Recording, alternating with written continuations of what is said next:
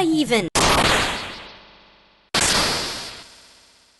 Hey everyone, Gaijin Goombah here. So, Samurai Zombie Nation, a 1990 cult shoot-'em-up for the NES, legendary for making absolutely no sense.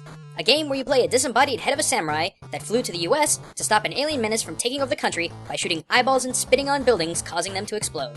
Many have tried to unravel these mysteries, but none have truly triumphed over them. I'm a goddamn severed head of an emperor's ghost come over from his creepy doghouse in Japan to the United States to save everyone by killing everyone. You have a giant orange head trying to save humanity by destroying everything he sees. But today, ladies and gentlemen, I'm happy to announce to you that I've been able to crack this game wide open and do the unthinkable. Explain the logical origins behind this weird game. I first started off doing what I always do when trying to analyze games. I checked the original version.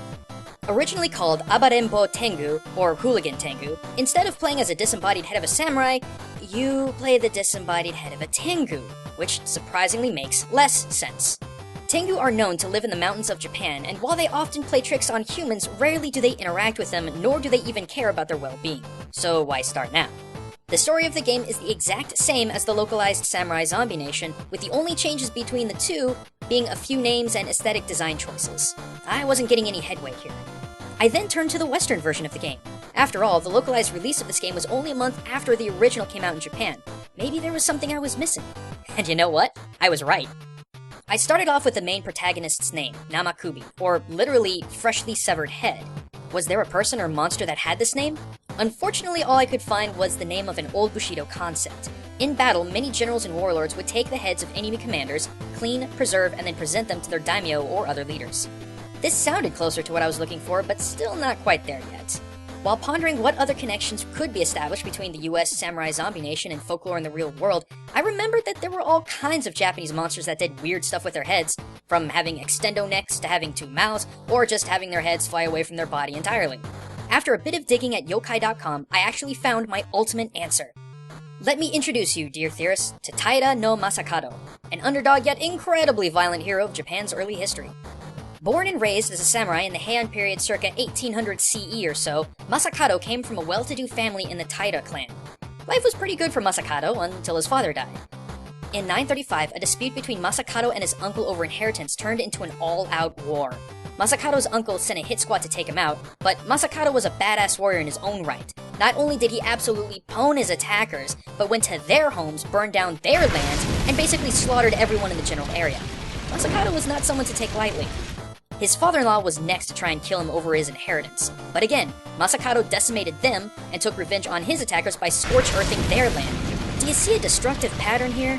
In Samurai Zombie Nation, Namakubi apparently saves everyone by destroying everything, setting countless buildings ablaze and racking up a lot of property damage.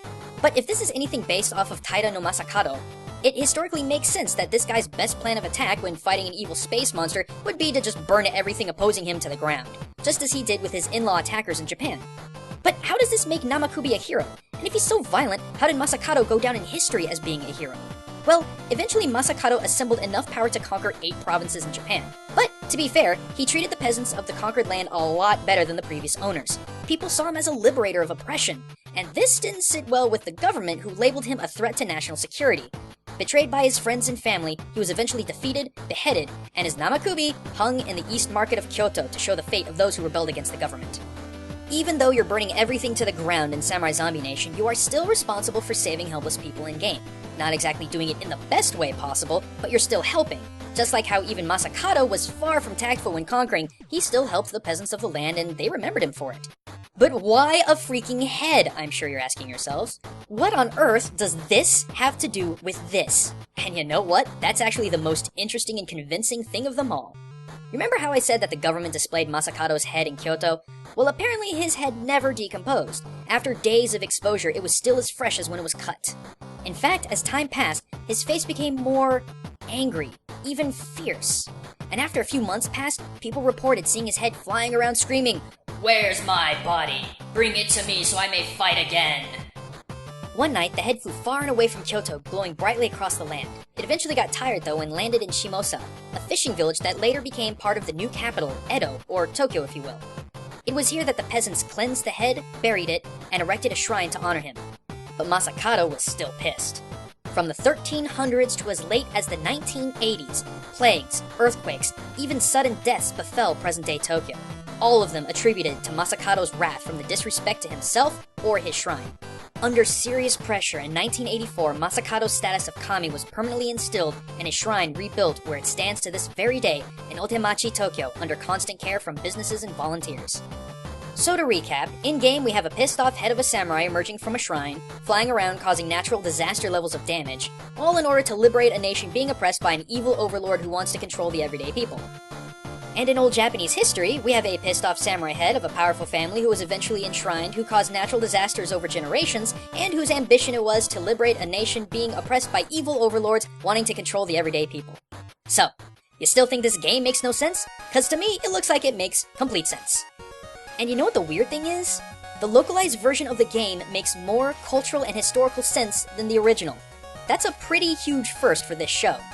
And if you're curious for more culture in gaming, click right here to learn about how another over-the-top cult game, Sengoku Basara Samurai Heroes, teaches down-to-earth facts about Japan's greatest shoguns.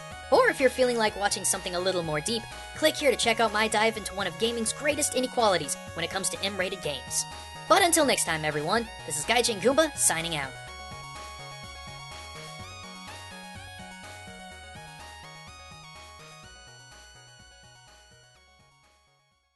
And before anyone asks, Namakubi screams Munen or regret when he dies, and I have no idea where naked zombie Sean Connery fits into this game.